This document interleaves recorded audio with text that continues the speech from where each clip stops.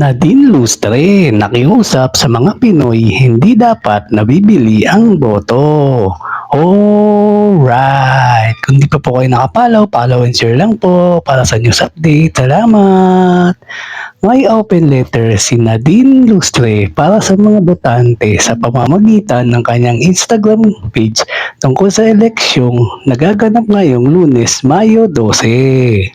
Napapaisip ang aktres kung ano ang pagbabago kung magaganap ngayong eleksyon, kaya nakikiusap siya at sana ay hindi ito masamain ng iba.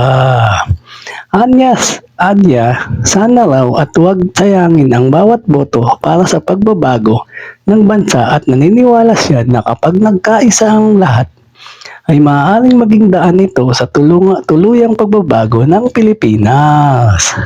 Sa kanyang IG account ay may video post si Nadine na nakaupo sa tila bundok habang nakatanaw sa malayo. Simula ni Nadine, matagal ko nang iniisip kung gaano kalaki ang pagbabagong maaaring dahil sa susunod na araw. Isang boto lang mula sa bawat isa sa atin, pero kapag pinagsama-sama, pwede nitong itulak ang bansa sa panibagong direksyon. Sa isa itong bihirang pagkakataon, huwag sana nating sayangin.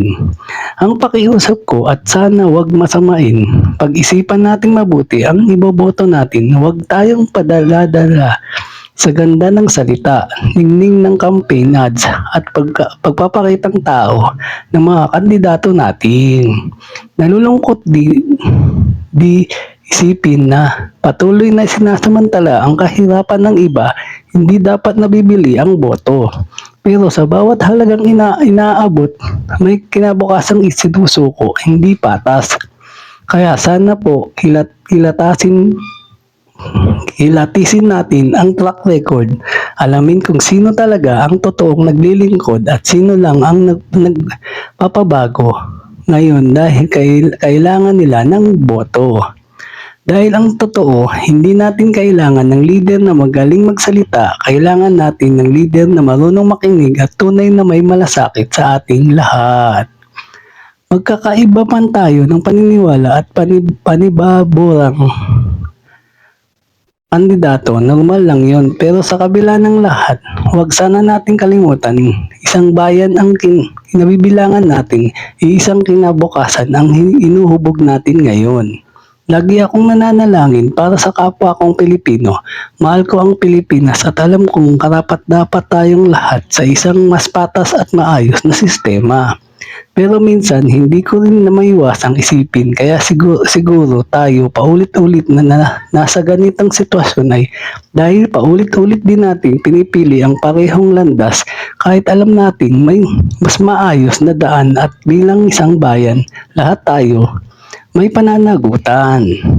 Nasambit din ni President na din tawag sa kanya ng fans na sana ang mga namumuhay ng comfortable sa kapila ng mga mahal na bilihin ngayon ay sana maisip din nila ang may hirap na walang boses para isigaw ang kanilang mga nararamdaman.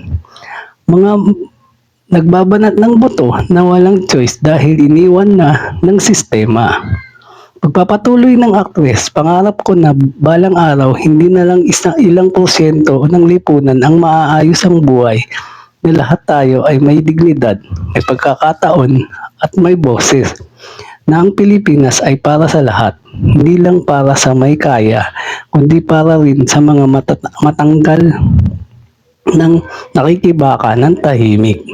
Magsimula tayo sa isang boto, sa isang desisyon tapat, bukas ang mata at may puso para sa kapwa, para sa kinabukasan, para sa bayan, para sa isa't isa.